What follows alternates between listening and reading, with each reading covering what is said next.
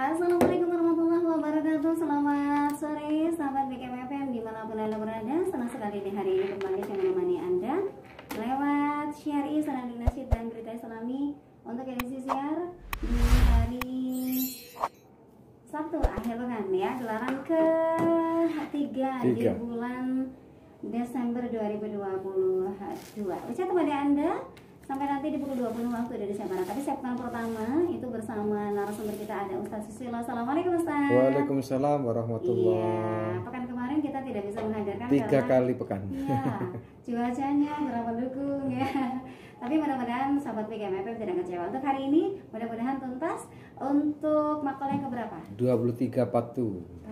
Ini bagian yang kedua ya. Masya Allah. Masih yang ke-23 bab Ar-Rubaiyah atau bab yang keempat. Ya, sahabat BKMFM dimanapun Anda berada, kami juga mengundang partisipasi Anda seperti biasa di 0735481800 atau SMS dan WA di 081172410800. Langsung saja kita kupas satu persatu apa saja bagian kedua dari makalah yang ke-23. Silakan Ustaz. Terima kasih Mbak Uca, jazallah Sayyidana Muhammad dan anak orang jazallah Sayyidana Muhammad dan anak mahu ahlu. Assalamualaikum warahmatullahi wabarakatuh. Waalaikumsalam warahmatullahi wabarakatuh. Alhamdulillahil qail fi kitabihil karim. A'udzubillahi minasyaitonir rajim.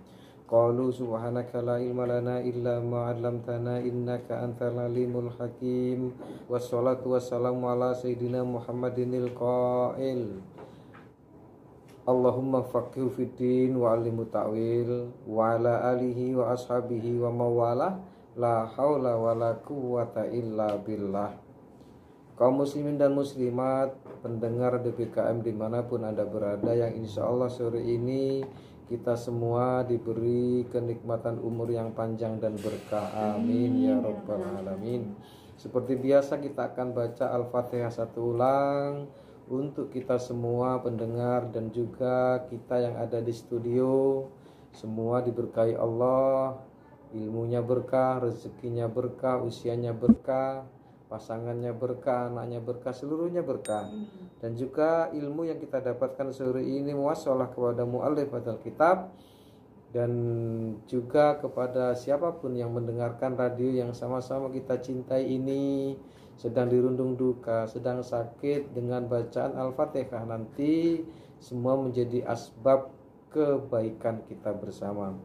Ala hadhihi as-salihah wa liman li fi hadzal kitab nafa'ana bi ulumihi wa ala kulli niyatin salihah wa ala manabi salafuna salihun ajarakumullah. Al-Fatihah. A'udzubillahi minasyaitonir rajim. Bismillahirrahmanirrahim. Alhamdulillahirabbil alamin. Arrahmanirrahim. Maliki yaumiddin. Iyyaka na'budu wa iyyaka nasta'in. Ihdinas siratal mustaqim. Siratal ladzina an'amta 'alaihim ghairil maghdubi 'alaihim waladdallin. Pendengar DBKM dimanapun Anda berada, hanya sekedar merefresh ingatan kita karena memang sudah 3 pekan kita tidak siaran untuk melanjutkan makalah yang ke-23 dari bab Ar-Rubaiyah ini. Kita akan refresh sekedip itu sedikit. Itu bahasa Jerman ya? Iya, bahasa Jerman, keceplosan bahasa Jerman. Kan tadi kebetulan banyak ngomong dengan bahasa Jawa. Alhamdulillah, Masya Allah. Baik, di dalam hikmah yang ke-23 itu isinya kemarin ada seorang hakim, seorang yang ahli hikmah, orang yang pandai ilmu hikmah. Hikmahnya bukan hikmah yang bisa terbang, bukan hikmah yang saat ini kita mungkin salah mengartikan, yaitu orang-orang yang kebal ketika dibacok, bukan itu. Tapi hikmah dalam kalimat yang menjurus kepada ilmu hati maksudnya. Ada seorang ahli hikmah yang mengumpulkan 4.000 kalimat, 4.000 hadis, kemudian diperas lagi menjadi 4.000, kemudian diperas lagi menjadi 400, kemudian diperas lagi menjadi 40, kemudian diperas lagi menjadi 4 kalimat yang sudah kita sampaikan sampai yang ketiga, dan hari ini insya Allah kita sampaikan yang keempat. Yang pertama kemarin tentang jangan serahkan seluruh urusan dengan wanita. Kemudian yang kedua adalah la taghtaranna bil mal. jangan tertipu dengan harta, jangan terpedaya dengan harta, jangan heran dengan orang yang banyak hartanya. Maksudnya seperti itu. Dan untuk yang kedua ini perlu diulas sedikit pendengar Radio BKM dimanapun Anda berada, berkenaan dengan istiqomah. Jadi begini, Allah itu memberikan harta dan juga memberikan istiqomah. Kita nggak usah heran terhadap orang yang banyak hartanya, karena memang harta, karena memang kesempatan dunia, karena memang kekayaan itu Allah berikan kepada orang mukmin dan juga Allah berikan kepada orang kafir. Jadi orang mukmin yang kaya juga ada, orang kafir yang kaya juga ada. Tetapi Allah berikan istiqomah itu hanya pada orang-orang mukmin saja. Maksudnya apa? Kita sebagai orang mukmin gak usah heran. Kita sebagai orang mukmin gak usah takjub. Kita kepada orang-orang kafir yang kaya itu gak usah heran, gak usah ujub, gak usah Masya Allah, ini orang kok bisa kaya. Gak usah heran, gak usah tertipu dengan kekayaan itu. Kenapa? Karena memang Allah itu memberikan kekayaan kepada siapa saja, bukan hanya kepada orang yang kafir saja, bukan hanya kepada orang yang mukmin saja. Siapapun, orang kafir bisa kaya, orang mukmin bisa kaya. Tetapi yang justru kita harus heran, yang justru kita harus salut, bukan kepada orang yang kaya, tapi orang yang istiqomah. Kenapa? Karena istiqomah itu hanya diberikan oleh Allah kepada orang-orang mukmin. Nah ini Mbak, kemarin nggak sempat menerangkan tentang ini. Apa sih sebenarnya istiqomah? Dicuplik sedikit bagaimana pendapat Al-Imam Al-Ghazali di dalam kitab Ihya Ulumuddinnya. Itu ditulis begini: la khaira fi khairin la yadum, bal syarrun la yadum khairun min khairin la yadum.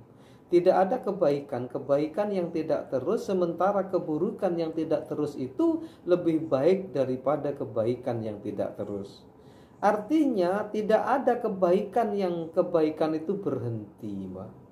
Justru keburukan yang berhenti itu lebih baik daripada kebaikan yang berhenti. Kita lihat seluruh ibadah itu istiqomah. Hampir seluruh ibadah itu istiqomah. Kecuali ada beberapa yang tidak istiqomah, contohnya haji. Haji itu hanya diwajibkan 1 kali saja dalam hidup manusia. Seperti itu. Walaupun setiap tahun boleh nggak haji, Mbak?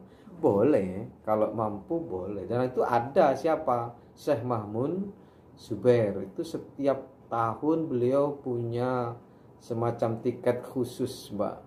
Sampai beliau wafat, diangkat oleh Allah itu terus haji dari mulai usia berapa gitu, sudah berapa puluh kali setiap tahunnya. Dan memang beliau orang yang khusus, kita nggak bisa sederajat dengan beliau itu.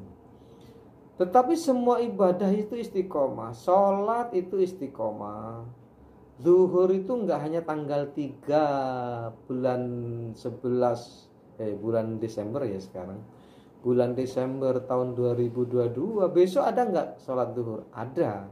Sholat asar ada, sholat maghrib ada. Terus kapan itu kita lakukan? Terus menerus. Sampai kapan? Sampai ajal menjemput kita. Itu disebut juga istiqomah. Puasa juga begitu. Puasa Ramadan itu dilakukan setiap tahun. Zakat juga begitu. Saat kita dapat rezeki yang sampai pada haul, sampai pada nisab, maka kita harus mengeluarkan zakat, dan begitu seterusnya. Itu gambaran bahwa memang hampir seluruh ibadah di dalam Islam itu adalah istiqomah. Nggak ada yang nggak istiqomah. Maka gambaran Al-Imam Al-Ghazali itu sangat luar biasa. Tidak ada kebaikan yang berhenti. Jadi kebaikan itu harus terus menerus sampai ajal menjemput kita. Kemudian yang ketiga, la tuhammil ma'idataka ma la tutiku. Jangan engkau bebani perutmu dengan sesuatu yang dia tidak dapat mencernanya. Dan itu sih kita sudah bahas kemarin panjang lebar. Kemudian hari ini kita akan bahas yang keempat. Apa itu? La tajma' minal ilmi ma la yanfa'uka. Jangan engkau kumpulkan ilmu yang ilmu itu tidak berguna bagimu. Ilmu tidak berguna itu ilmu yang tidak berbuah. Ilmu yang tidak berguna itu ilmu yang nganggur. Saat kita mendapatkannya tidak mendapatkan manfaat dari ilmu itu.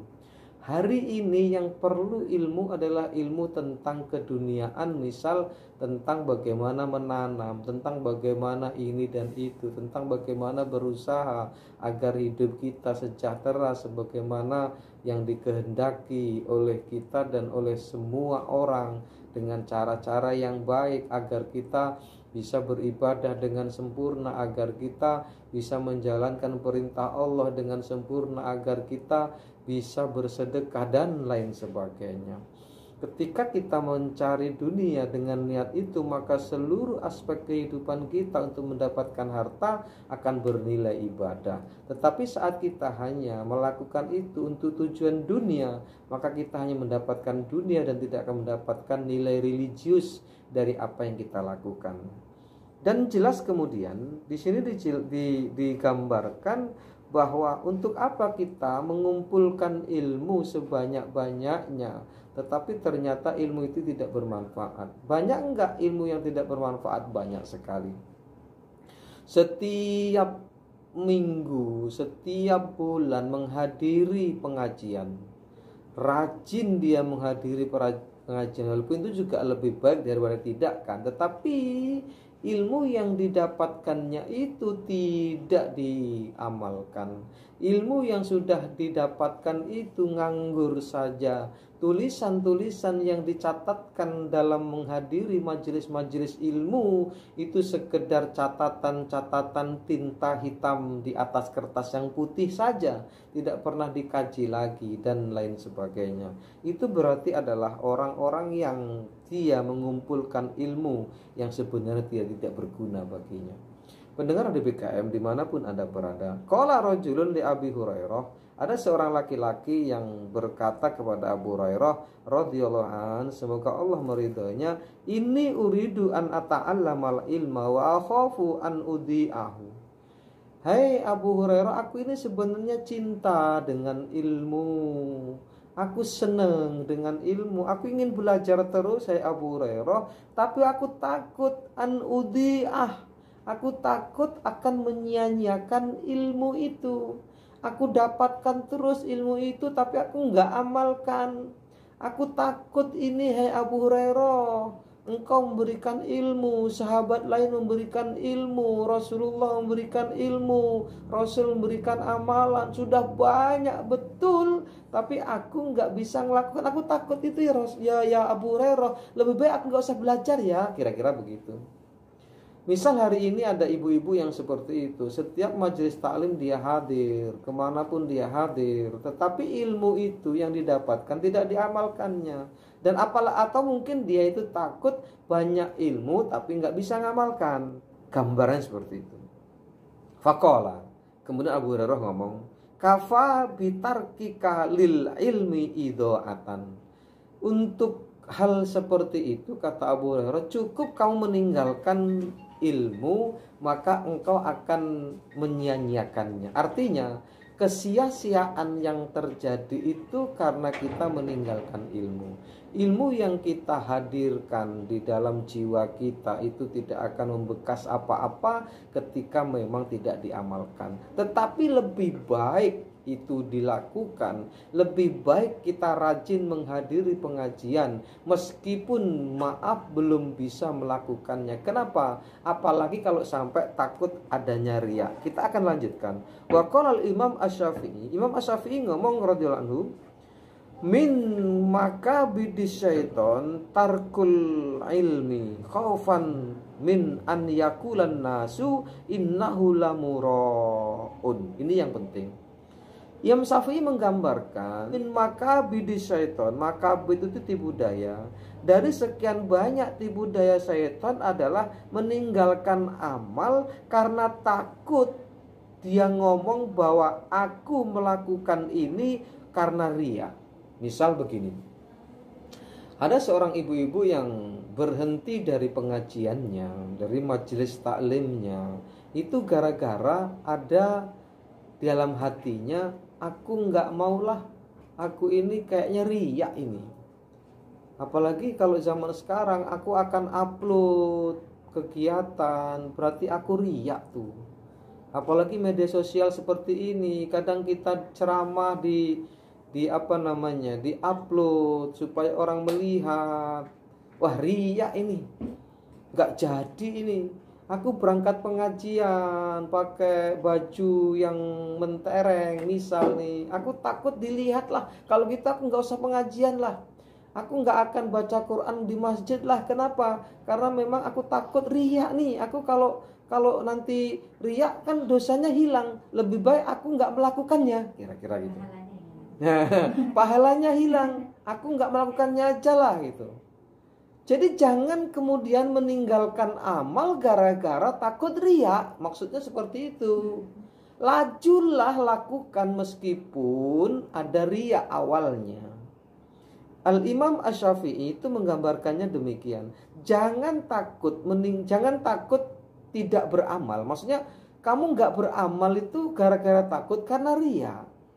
Riya itu kan ada di dalam hati, tinggal menata hati kita. Walaupun memang kalau kita lihat ada orang ke masjid bareng, berangkatnya bareng, mereka wudhunya di rumah masing-masing, jarak tempuhnya bareng, di jalan juga berjalan bareng, sampai masjid bareng, duduk juga bareng, dengarkan azan bareng. Setelah azan kemudian dia sholat qobliyah bareng, kemudian sholat berjamaah bareng, kemudian zikir bareng, pulangnya pun bareng. Ada pertanyaan kemudian, kira-kira samakah pahalanya dua orang itu? Enggak sama, pasti enggak sama. Kenapa enggak sama? Ada mungkin salah satu di antara keduanya itu terdapat muatan riya. Yang riya itu mungkin volumenya 70%, yang satu riyanya mungkin volumenya 50%. Tentu yang volumenya 50% itu pahalanya lebih banyak. Jadi kasat mata atau pandangan mata kita itu nggak akan pernah sama dengan kejadian yang sesungguhnya. Makanya ada kaidah an-nadru laisa kal muayyan. Pandangan manusia itu tidak akan pernah sama dengan kenyataan. Kita melihatnya, oh orang itu riya tuh, lihat tuh, itu riya itu supaya dipuji, itu sum'ah itu supaya didengar, oh itu supaya dapat pujian tuh dilihat orang tuh. Itu pandangan kita, tetapi kan yang tahu siapa? Yang tahu yang melakukan. Adakah riya di dalam hatinya? Yang tahu dia sama Allah, yang tahu dia sama Tuhannya. Makanya kita gak boleh menjustis orang itu riya, gak boleh dan gak bisa kita menjustisnya. Kita husnudzon saja kepada orang yang berbuat baik. Kita husnudzon saja kepada orang yang beribadah. Tentu husnudzon itu akan menyelamatkan jiwa kita juga. Oh, orang itu baik sekali ya, ibadahnya luar biasa, dia tanpa riya sama sekali. Dan memang riya itu juga kelihatan. Sepintas juga kelihatan apakah yang dilakukan dari ibadah itu mengandung riya atau enggak, itu memang juga bisa dilihat. Tetapi kenyataan sesungguhnya tetap tidak bisa dilihat, karena yang bermain adalah hati. Dan kajian Sabtu ini memang kajian hati, seluruhnya adalah kembali kepada hati. Makanya di sini Imam Asy-Syafi'i ngomong, jangan pernah engkau takut beramal hanya gara-gara riya. Kemudian karena engkau takut, oh ini kalau gini syariat, kalau gitu saya nggak usah beramal lah. Misal jenengan itu sebagai orang yang dituakan di sebuah daerah, karena takut riya suruh duduk di depan nggak mau, itu juga nggak benar. Jangan kemudian kita menolak posisi yang memang harus kita lakukan, kita diposisikan oleh masyarakat, kemudian tidak mau melakukan itu hanya takut karena riya. Dan ingat, riya itu adalah harokatul kolbi, ro'aya ro'ruyah. Harokatul kolbi itu adalah bukan karena supaya dilihat oleh mata manusia, tapi memang benar supaya dilihat mata manusia, tapi sesungguhnya yang berlaku di situ bukan wujud dari gerakan kita, tapi wujud dari gerakan hati. Sampai tidaknya amal kita kepada Allah itu tergantung kepada hati, dan niat itu ada di dalam hati. Kemudian pendengar DBKM dimanapun Anda berada, kita selesaikan. Kalau Imam Asy-Syafi'i radhiyallahu an, semoga Allah meridhoinya, ini di akhir dari segmen ini insya Allah menggambarkan bahwa tinggalkan riya, maksudnya gini, tinggalkan sangkaan riya, teruslah beramal, gitu maksudnya. Jangan pernah berhenti beramal, jangan pernah tinggalkan amal hanya gara-gara takut riya. Teruslah beramal saja, itu nggak usah menggubris tentang bagaimana riya, karena hati itu yang akan berbicara. Man ta'allamal Qur'ana azumat qimatuhu wa man ta'allamal fiqha nabula qadruhu. Kata Imam Asy-Syafi'i, siapa orang yang belajar Al-Qur'an maka azumat qimatuhu. Azumat itu namanya agung. Orang yang terus belajar Al-Quran maka nilai dirinya akan menjadi orang yang agung, jiwanya akan menjadi orang yang besar, hatinya akan lapang dada, jiwanya akan lebar menerima segala bentuk dari gejala-gejala lingkungan. Apapun akan diselesaikan dengan lembar kalau dalam bahasa Jawanya. Siapakah mereka? Mereka adalah orang-orang yang terus belajar Al-Quran. Jangan pernah berhenti belajar Al-Quran hanya gara-gara takut riya.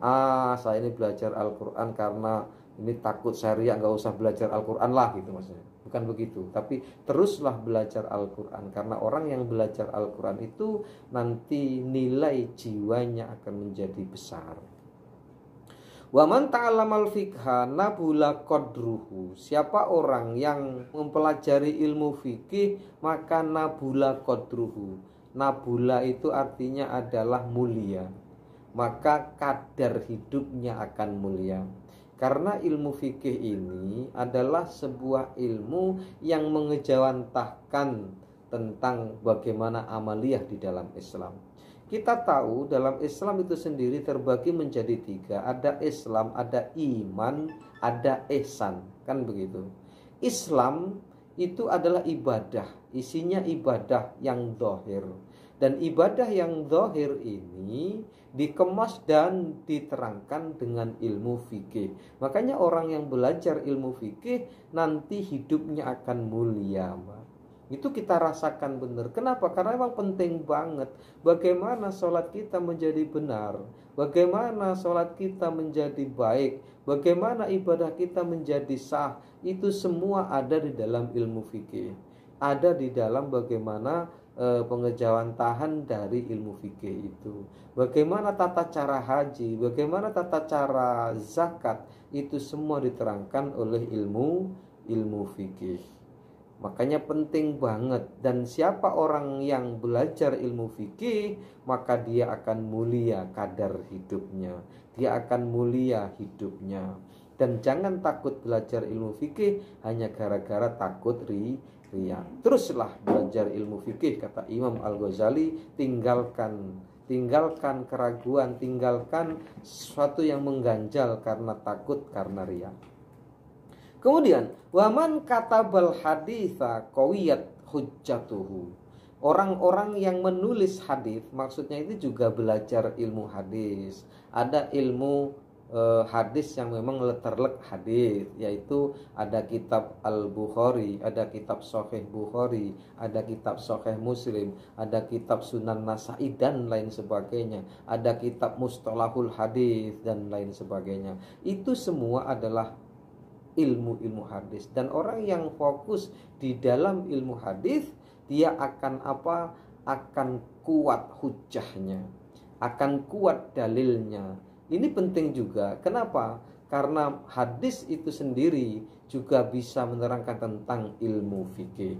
Lebih tua mana ilmu hadis dengan ilmu fikih? Tentu lebih tua ilmu fikih. Karena ulama-ulama fikih itu lahir lebih duluan. Al-Imam Asy-Syafi'i, Al-Imam Al-Maliki, Al-Imam Al-Hambali, itu mereka lahir lebih dulu dibanding dengan Imam Bukhari, Imam Muslim, Imam Nasa'i. Makanya ketika kita belajar ilmu fikih, maka nanti kadang kita tidak dapatkan hadis-hadis keterangannya, dan itu nanti akan sinkron ketika kita belajar tentang ilmu hadis. Lalu kemudian andai antara dua ilmu ini berselisih, kita menemukan perselisihan di antara dua ilmu ini, antara ilmu hadis dengan ilmu fikih, mana yang harus kita kedepankan? Kita kedepankan ilmu fikihnya. Kenapa? Karena orang-orang yang bergelut di ilmu fikih itu lebih duluan hadirnya, artinya lebih dekat di masa-masa Rasulullah. Dan orang-orang yang ahli dalam ilmu fikih itu disebut salafus soleh, masih bahagian dari salafus soleh. Siapa sih salafus soleh? Salafus soleh adalah sahabat, tabi'in, dan tabi'ut tabi'in. Ketiga generasi ini disebut generasi keemasan yang dalam kancah agama kita disebut salafus soleh, salafiyun, yaitu orang yang memang bergelut jiwa mereka, badan mereka, hati mereka untuk menulis bagaimana keadaan Rasulullah yang kabar itu dari sahabat ataupun dari tabi'in. Kemudian yang selanjutnya, wa man ta'allamal hisaba jazula ra'yuhu. Siapa orang yang belajar tentang ilmu hisab maka jazula. Jazula itu sehat. Sehat itu maksudnya apa? Ya sehat ra'yuhu, maka pendapatnya akan kuat. Ternyata memang ilmu semua yang ada itu harus dipelajari. Jangan juga hanya Al-Quran, jangan juga hanya hadis, jangan juga hanya fikih. Bahkan sampai ilmu hisab pun harus dipelajari. Dan ilmu hisab ini nanti sampai kepada bagaimana menghitung perputaran bulan, bagaimana menghitung perputaran matahari. Bukan hanya 1 tambah 1 sama dengan 2, bukan hanya 1 dikurang 1 sama dengan 0. Tetapi ilmu hisab ini nanti juga menggambarkan bagaimana kehidupan manusia di dunia ini. Mungkin ini saja dulu Mbak, karena waktunya sudah agak sore. Kita akan selesaikan bila tidak ada yang bertanya sampai di titik